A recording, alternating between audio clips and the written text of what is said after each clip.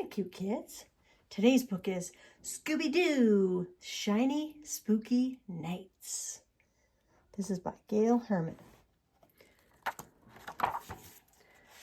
Scooby-Doo books, those are fun. All at once, the van stopped. "Ruh-roh," said Scooby. "Zoinks," said Shaggy. "We're out of gas." "No," said Fred. He checked under the hood. "Engine trouble. We have to call a tow truck."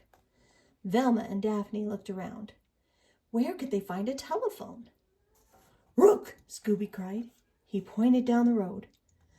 "I hope it's a house," Velma said, "so we can use the phone." "And the fridge," Shaggy added.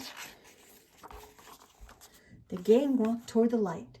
The light grew brighter. They were getting closer. Suddenly, Velma said, "Jinkies, it's not a house, it's a castle." The castle looked spooky. Scooby dug in his paws. He didn't want to move. "Come on, old buddy," Shaggy said. "Think fridge." In a flash, Scooby swam across the moat. He banged on the drawbridge with his tail. The drawbridge dropped.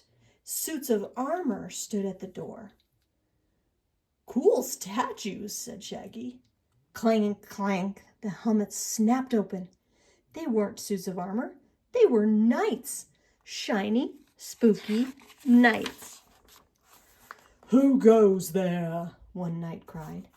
"Nobody," cried Shaggy. He and Scooby backed away. "Come on," said Fred. "We have to find a phone." Scooby shook his head. "Row away, row away."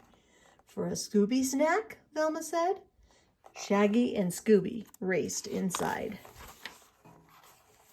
Inside the castle, a chandelier swung back and forth. "Creak, creak." "That's funny," said Daphne. "There's no breeze. What is making it move?" "Roasts," Scooby whispered to Shaggy. "Ghosts?" Shaggy said as a strange man rushed into the room.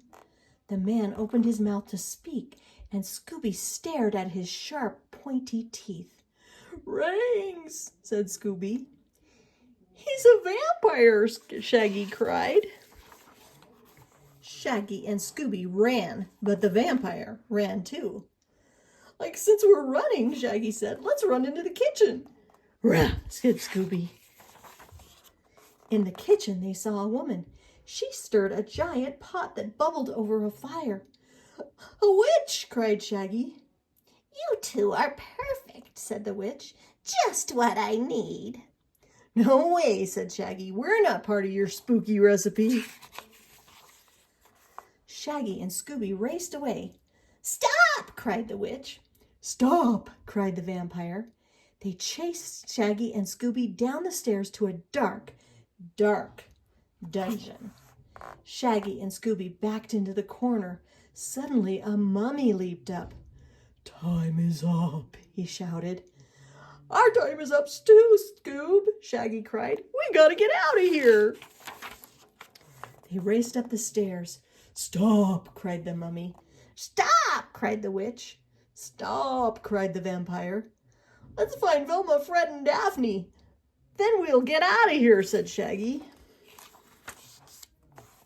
Finally, Shaggy flung open a door. Down below, they saw monsters and zombies and ghosts. And Velma, Daphne, and Fred. A knight stood over them. He held his sword. "What should we do?" Shaggy asked Scooby. Just then, the vampire, witch, and mummy leaped beside them. "Rope," said Scooby. "Jump!" Shaggy yelled. Shaggy grabbed the chandelier, and Scooby grabbed Shaggy. They swung across the room. Shaggy and Scooby dropped to the floor right on top of the knight. "My sword!" the knight cried. "Grab it, Fred!" Shaggy shouted. Fred scooped it up, but then he gave it back to the knight. Scooby hid his eyes. He was afraid to look.